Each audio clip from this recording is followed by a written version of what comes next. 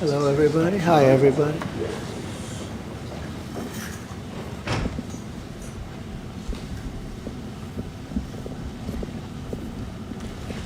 Well, thank you very much. It's an honor to have a friend of mine, a very good friend of mine. We've become friends, actually, through the trials and tribulations of everything. And Mark Rutte, Secretary General of NATO, highly respected. Every country, almost every country in Europe. I think you can almost take away the almost pretty soon. No. But they all have great respect for the leader, and he is the leader. And we've had some very good discussions today, and things are going along pretty well as regarding Ukraine, Russia. We thought it would be a little bit easier. That's turned out to be tougher than the Middle East. The Middle East was supposed to be the tough one, and we've solved that puzzle. But this one will get solved also. So I want to just say it's an honor to have you, Mark. Thank you very much. Thank you so much for hosting again. And we were texting, I think it was on the day when you were in Israel and in Egypt, this tremendous success you had under your leadership, bringing peace to the Middle East. And then we texted each other and said, and the next big thing has to be Ukraine, Russia. And I want to help, NATO wants to help, my colleagues want to help to basically deliver on your vision of peace in Ukraine.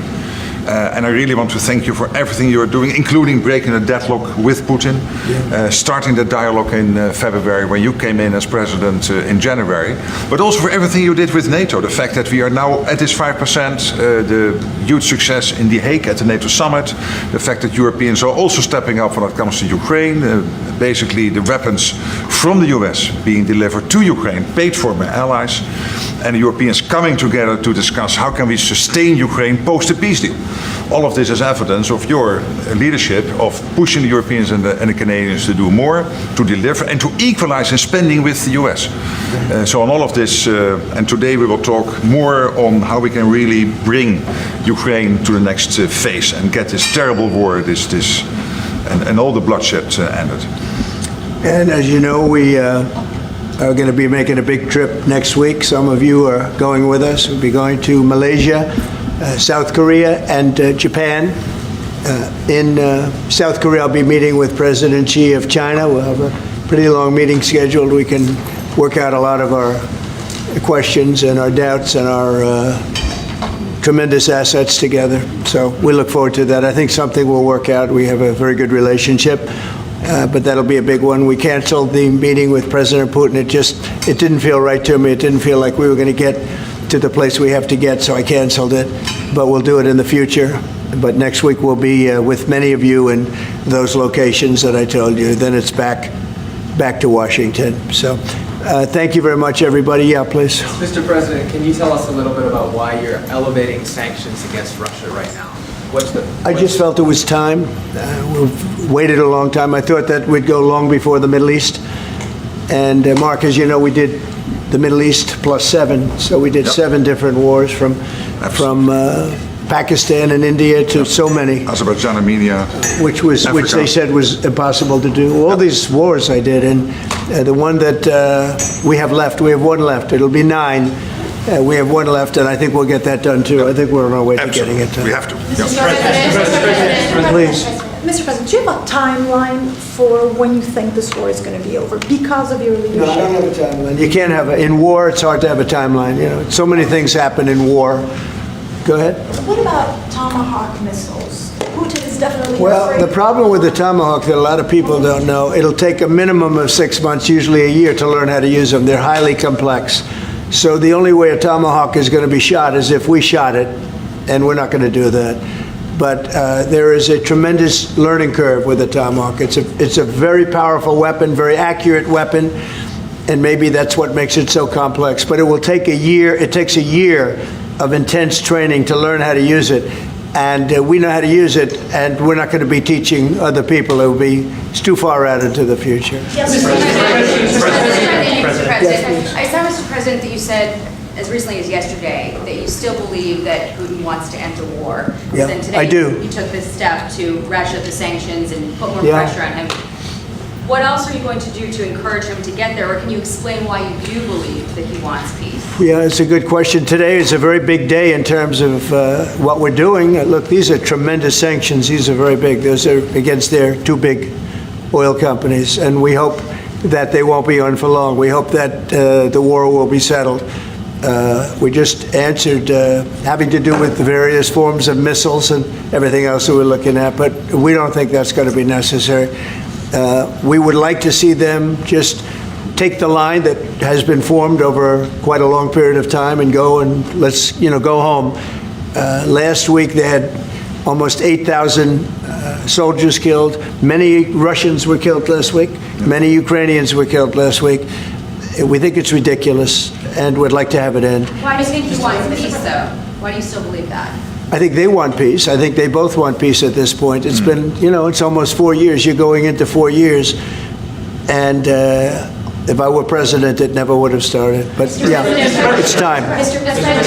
President, on the shutdown, do you plan to meet with Democrats before you head to Asia? And if not, why not meet with the Democrats? Well, I think it's a shame that it's shut down because we have the greatest economy, as you were saying before. We have the greatest economy in the world right now, by far, the United States. We have almost 18, now it was 17, now it's $18 trillion being poured into our country, and it's no time for shutdowns.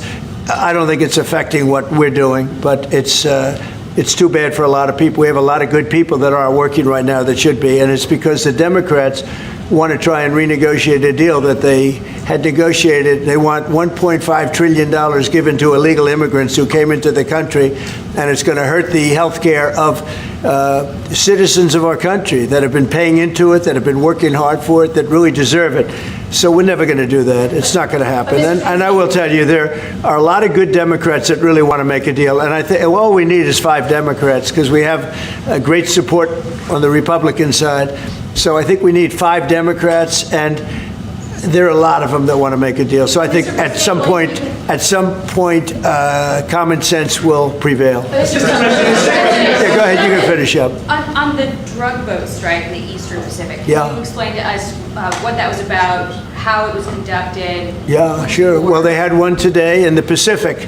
And the way I look at it every time I look, because it is violent, and it's amazing that the weaponry, that everyone, they have these boats that go 45, 50 miles an hour in the water. And when you look at the accuracy and the power, look, we have the greatest military in the world. We have the greatest weapons in the world. And you see a little bit of it there. One shot, everyone dead center. And the only way you can't feel bad about it is you realize that you won't feel badly about it, is you realize that every time you see that happen, you're saving 25,000 American lives. Every one of those boats that gets knocked out is saving 25,000 American lives, not to mention the torn up families all over the country. And whenever I see that, I say to myself, I just saved 25,000 lives. I will say that there are very few boats traveling on the water right now. Actually, that includes fishing boats, that includes any other kind of boat. But there are very few boats traveling on the water. So now they'll come in by land to a lesser extent, and they will be hit on land also. Can you explain? Go ahead, in the back, please. Do you have legal authority if they do come? Yes, we do. We have legal authority, right? We're allowed to do that. And if we do by land, we may go back to Congress, but this is a national security problem. They killed 300,000 people last year, these drugs coming in.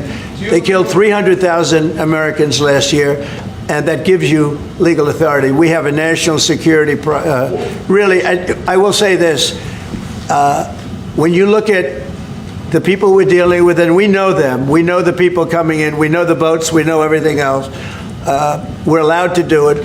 It's in international waters.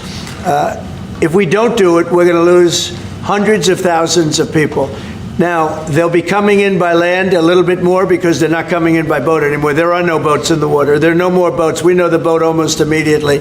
It's pretty unusual when you see somebody with a fishing rod and 5 engines on the back of the boat. You don't need that to go fishing.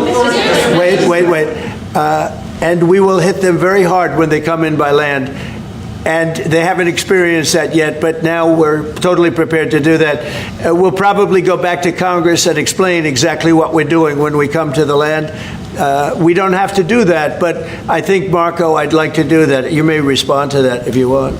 Yeah, well, I mean, the question is, bottom line, these are drug boats. If people want to stop seeing drug boats blow up, stop sending drugs to the United States. But does it matter if it's in the United States? Well, these are all in international waters. The boat. Would you do a strike in the United States, or if Northern? Well, that's a different matter. Now you're talking about a law enforcement matter. In this particular case, there are people traveling on international waters headed towards the United States with hostilities in mind, which includes flooding our country with dangerous, deadly drugs.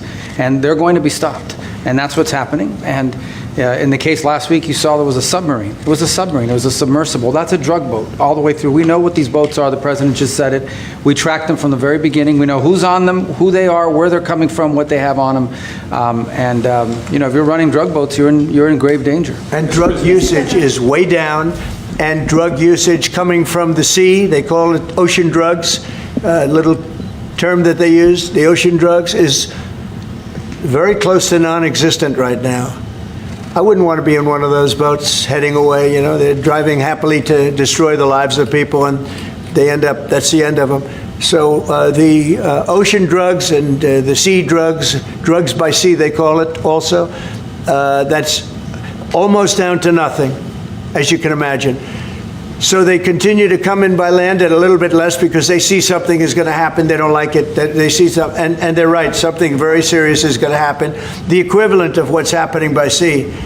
And we're going to Congress just to tell them what we're doing, just to keep them informed. But we have to do it for national security. We have to do it to save lives. Secretary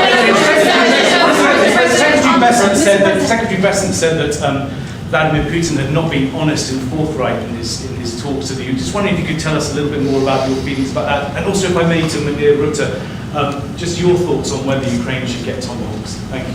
Well, I think that in terms of honesty, the only thing I can say is every time I speak with Vladimir, I have good conversations, and then they don't go anywhere. They just don't go anywhere. So in that sense, but no, look, he's fighting a war.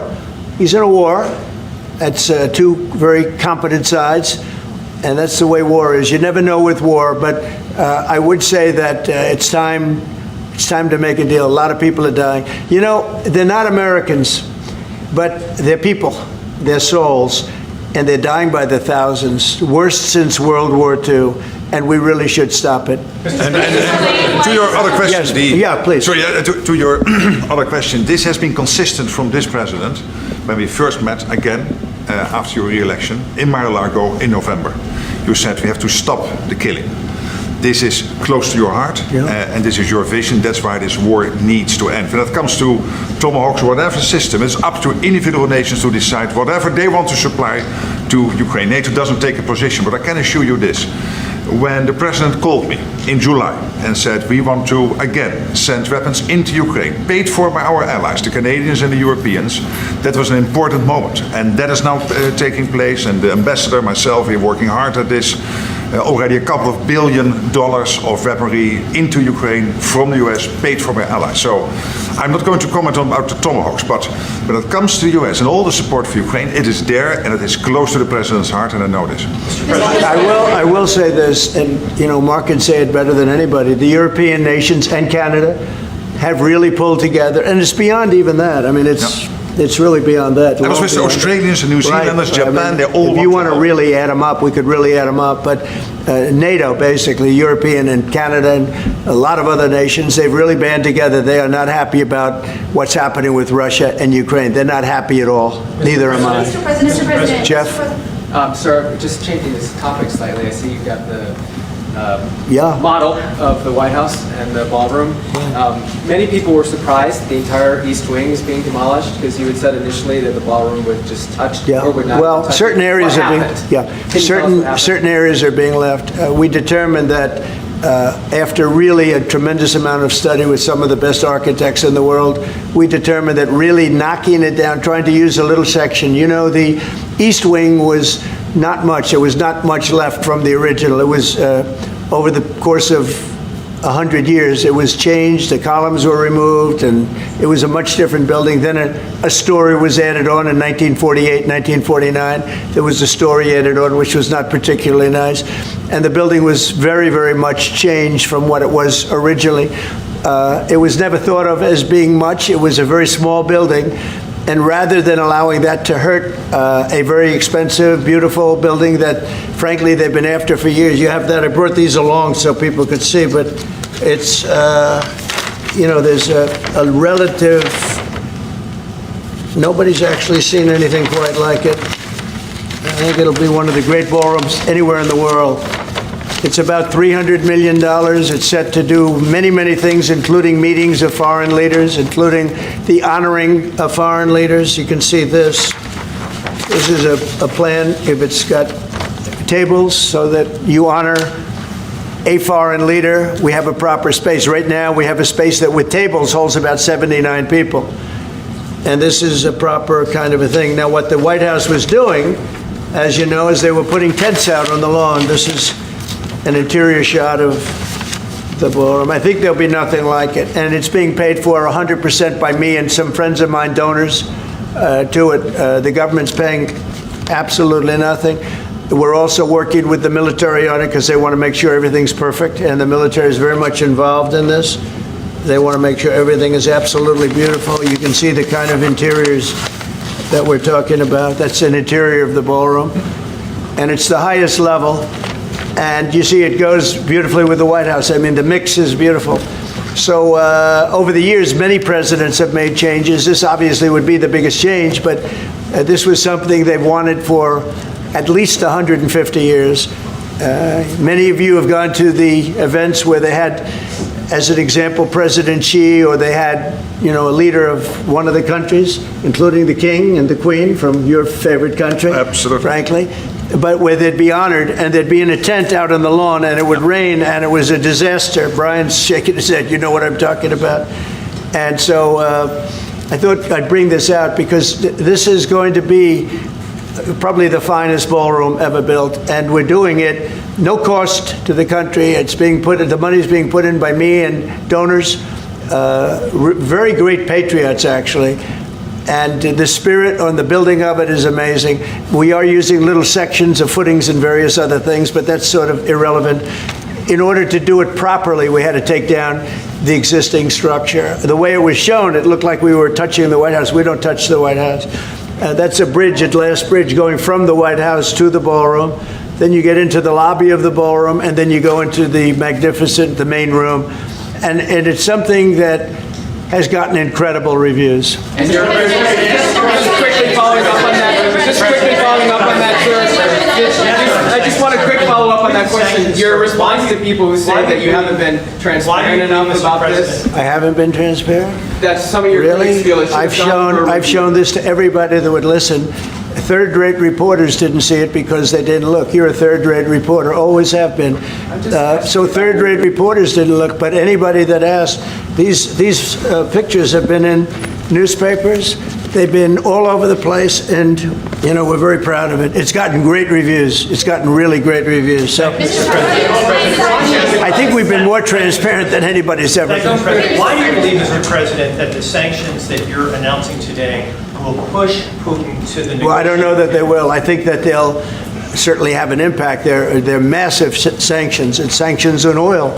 The two biggest oil companies, among the biggest in the world, but they're Russian. They do a lot of oil. And hopefully it'll push, hopefully he'll become reasonable, and hopefully Zelensky will be reasonable too. It takes two to tango, as they say. And we're going to find out. They hate each other. These two people hate each other. You know that better than anybody. And it makes it more difficult than it should be. This should be easier to do. But the level of hatred between Zelensky and Putin is very substantial. Could I add one thing? What the president is doing today with these sanctions is putting more pressure, of course, on both parties, in this case on Russia. It's all about changing the calculus, making sure that Putin understands that the president's vision this weekend of having a ceasefire, stop where they are, as you literally said, that this has to be step one now. And for him to really accept that vision and to come to the table. And then you have to put pressure, and this is exactly what he did today. Along with Europe. I mean, Europe, look, they've actually become friends of mine. I think all of them. Yeah. We have a very close relationship, and they want to see it end too. They really want to see it end. But I can say they're totally committed. If this went on for 10 more years, Europe is behind them. They just can't let that happen. You can't let what's been going on now. It should have never happened. It would have never happened if I were president. But it did happen. I inherited. This was Biden, a man who was, without question, you take a look at the new walkway, the Presidential Walk of Fame, we call it. Biden is the worst president we've ever had, if he was even a president. The people that surrounded that desk made those decisions. But this should have never happened. It wouldn't have happened. But it did happen. I inherited it. We're going to get it ended, hopefully soon. Yes, please. You had a Truth Social post earlier this afternoon talking about a Wall Street Journal report as a fake story. Yeah, It fake. sort of Wall Street Journal is fake. So this- Less fake on financial than it is on gossip. Can you just confirm that my understanding of what's happening is accurate? As I understand it, that story framed it like we had just lifted in the U.S. a restriction on intelligence. No, it said that I gave Ukraine permission to shoot missiles deep into Russia. I didn't do that. Second of all, they're not using our missiles. They're using, I think, European missiles or from someplace, but they're not using ours. And what they do, I don't control that. But I do control our missiles. They're not shooting our missiles in. It was a fake story. Wall Street Journal does a lot of fake stories. Thank you so much. The president of Colombia in a recent interview said that if you won't change, he thinks that people should get rid of you. We're talking about now Colombia, the country, not the university. Yes. Go ahead. He said what? He said that if you won't change, then perhaps you need to be gotten rid of. Do you view that as a threat? Well, he's a thug and bad guy. He's a guy that is making a lot of drugs. We've just, as of today, stopped all payments going to Colombia, the country Colombia. Also, the school Colombia. No, we settled. We made a settlement with him. But no, he's a thug, and he's a bad guy, and he's hurt his country very badly. They're doing very poorly, Colombia. They make cocaine. They have cocaine factories. They grow all sorts of crap that's drugs, bad drugs coming into the United States, goes generally through Mexico. And he better watch it or we'll take very serious action against him and his country. His country is, what he has led his country into is a death trap. Please. Has the Secretary General presented his Ukraine peace plan to you? Are you prepared to be chairman of the Board of Peace? There is no Secretary General peace plan. But I'm here for, I really want to correct it because I saw some of that in the media. Of course, many people are thinking how to bring this terrible war to an end and supporting the president in doing that. Why I'm here is to dialogue again with the president how I can be, how NATO, my colleagues and other colleagues in NATO can be of maximum support to get that done. But there is no peace plan on the table. If there is a peace plan, it is what the president said last Friday and Sunday, which is stop where you are, stop the fighting. This is about NATO. We're a very proud member of NATO. We have a great relationship with the countries of NATO. I think made much better by our visit a few months ago when they agreed to 5% instead of 2% of GDP. That was a big concession. I think that was a concession that 2 years ago nobody would have said, even a year ago. Even 9 months ago, before you were elected. Yeah, they would have said that's not possible. Absolutely. And the difference is they're paying 5% as opposed to not paying 2%. A lot of them weren't paying, with the exception of Spain. I think you're going to have to talk to Spain because Spain is not a team player. So other than Spain, everybody's 100%. And you could solve the Spain problem very easily, I think, if you want. Brian, go ahead. The soybean Yeah, go ahead. Then we'll take Brian. Go ahead. The soybean farmers, are they going to be getting support from you soon? And Yeah, well, they do. So what's happened, you could say with that, you could say with beef, with all of it. The beef, the ranchers, let's say, who have done a great job, have lost their shirts for many, many years. They've really been decimated. And I helped them a lot. I put tariffs on things coming in to the country, including beef. And that gave them a chance to finally have a decent industry. We are going to be talking to them. They're great people, but they've been hurt for 25, 30 years. They've been losing because other countries have taken advantage of them. And by putting tariffs on, they've been able to make a few dollars. They've been able to have an industry. But I also want to keep the beef prices low. So I'll be talking with the ranchers, and I'll be speaking with a lot of different people, including Scott and Howard, and we'll do something. Because prices are way down in our country. Energy is way down. I think you're going to see $2 gasoline very soon. I see that it's $2.50 in a lot of places, $2.50. We were heading to $5, $6, and $7. If Biden didn't go back to my policy toward the end, you would have seen, but he didn't go back to the full policy, and he missed the most important thing. So we were up to, we were way up. I think you're going to see $2 gasoline. We couldn't even break that number. That's a big difference. The only cost that's really up is beef, and the fake news only wants to talk about beef. And what I did is I made it possible for those people to survive. They're incredible people. But they were being decimated by other countries, and I didn't want that to happen. So prices are way down, groceries are down, everything's down, energy's way down. Even interest rates with a bad chairman of the Fed, he's terrible, he's a fool. But even interest rates are down. So our country has never done better. We're going to take in, I think, $21 trillion this year. No country has ever taken in more than 3. And we're going to take in $21 trillion of investments because of the tariffs. If we didn't have tariffs, we would be a mess. We would be a national security problem. And we've done a job. So I'm very happy about that. We're going to do something very quickly and easily on beef to get it down. The ranchers understand that. They're so happy for what I've done. I saved them. I don't think you'd have any beef in this country if I didn't do that. So we're very proud of that. Yeah, Brian? Yes, sir. Yesterday in Los Angeles, immigration officials were attacked by some protesters in an attempt to arrest an illegal alien. Gavin Newsom, other Democrats have used very aggressive language in terms of how to address ICE agents out in the field. Is there any responsibility that we can place on Gavin Newsom and other elected officials for using such aggressive language? Well, Gavin has to be careful. Remember that when I first came in, they had a terrible riot in Los Angeles. They had the fires, which shouldn't have happened. They didn't have the water for the fires. They should have had the water coming in from the Pacific Northwest. They didn't have the waters. They didn't have water in the hydrants or the sprinklers. So they had the fires, and then they had the riot. And if we didn't go and take care of that riot, you would have lost Los Angeles. You would have canceled the Olympics, which is because of me in Los Angeles. And the police commissioner, the head of the police, said, if the president didn't come in, we would have lost Los Angeles. We did not have the capability of taking care of it.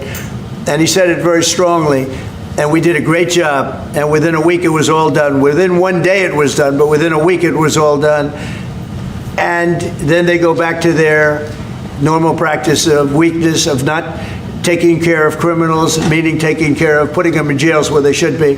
Washington, D.C., and you all are the best people for that, because Washington, D.C. is now one of the safest cities. It was one of the most dangerous cities in the country. Now Washington, D.C., believe it or not, I'm embarrassed to say it in front of you, but Washington, D.C. went from one of the worst, most dangerous cities to, you can walk down the street, you can send your child to meet you at a location. Your child is going to be fine. We have a very, very safe city, one of the safest, and very proud of that. Memphis, by the way, is coming along fantastically. We're in Memphis right now. We had the FBI in Chicago. We're doing things. We haven't served Chicago yet. When we do, Chicago will be very quickly a very, very safe city. But if you look at what's happening in Memphis, it's great. But you got to look at Washington. People are coming up to me, people that work in the White House, they're saying, thank you, sir. And I immediately know what they're thanking me about. It's thanking, they can walk to work. They would never walk to work a year ago. They can walk into work and they feel safe and secure, and it's beautiful. And I'll tell you what, it's really an honor to add that great ballroom to the structures in Washington. It's going to be one of the great ballrooms of the world. And I think it's going to be something you're all going to be very proud of. Mr. President,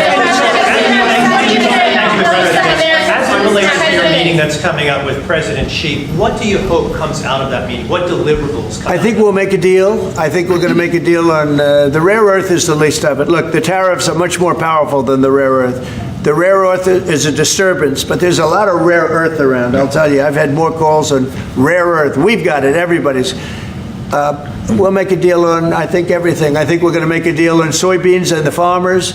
I think we're going to make a deal on maybe even nuclear. You know, President Putin in his call mentioned to me about nuclear, where we do a de-escalation, and I'm fine with that. I think it's good. I think it's a very appropriate thing.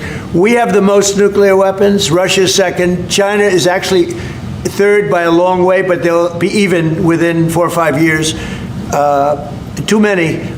And we are talking about de-escalation that's already being talked about. Can you convince And I think we'll probably add China into the mix. Mr. President, can you convince President Xi to stop purchasing all of that Russian oil that's funding this war against Ukraine? Well, I think I'll be talking to him about it. I think it's a little bit of a different talk. India, as you know, has told me they are stop. You know, it's a process. You can't just stop it. But by the end of the year, they'll be down to almost nothing.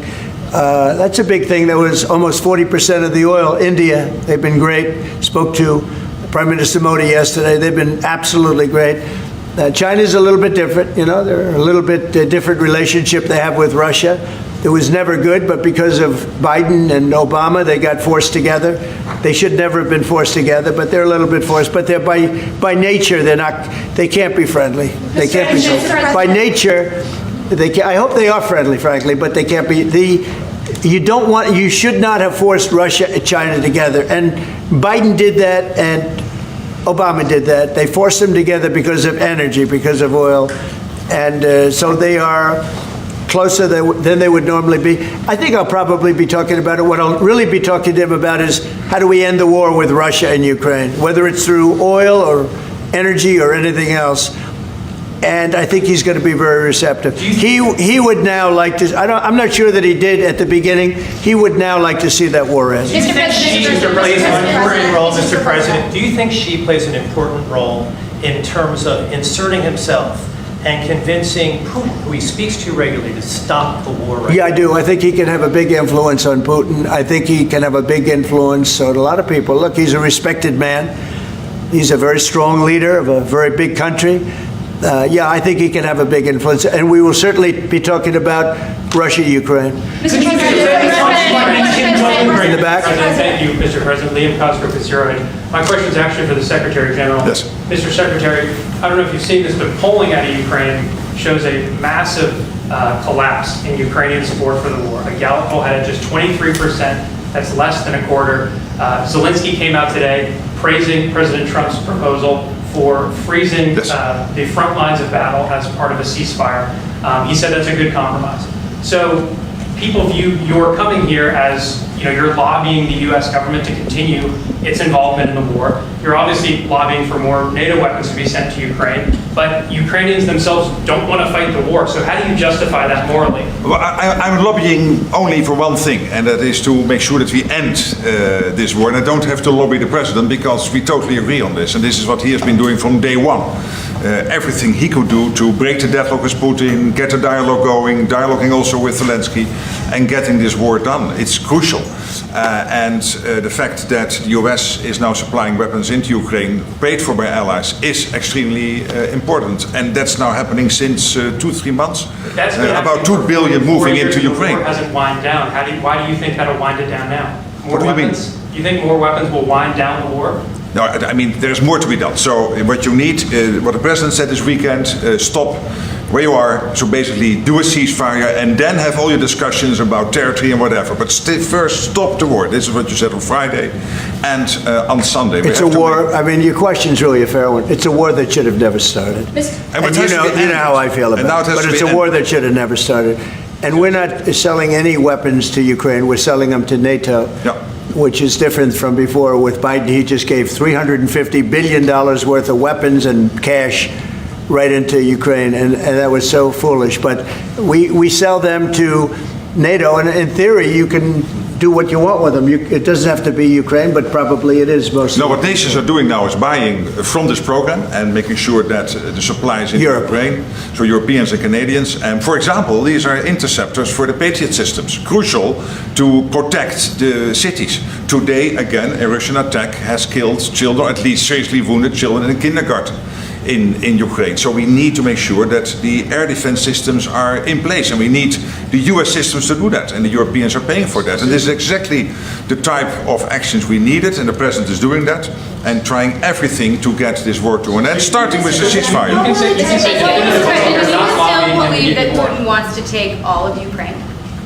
I always felt that way. I always felt he wanted to. When I was in my first term, I was with, I was very close to him, relatively speaking. It was harder because of the Russia hoax. But I would talk to President Putin about Ukraine, and it was the apple of his eye. I'd say it was the apple of his eye, but it would have never happened. He knew the consequences were too great. When we had a rigged election and all of a sudden I wasn't there, he said, wow. I think he looked at Afghanistan, how horribly that was handled, so stupidly. And I think that really gave him a little additional, incentive. I always felt he wanted the whole thing, not a piece of it. But I think now he's willing to negotiate a little bit further, and I think he's willing to make a deal. We'll see. Mr. President, We don't want him. We don't want him to have the whole thing. Mr. President. Thank you, Mr. President. You have this big tariffs case before the Supreme Court. It's November the 5th. Yeah. You suggested that you might actually show up to the Supreme Court. Yeah, I'd like to. I think it's one of the most important decisions we'll ever have from the Supreme Court. With tariffs, we're a strong, sound country. We're a nationally secure and internationally secure country.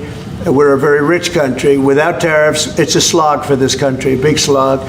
I think it's one of the most important decisions in the history of the Supreme Court, and I might go there. I really believe I have an obligation to go there.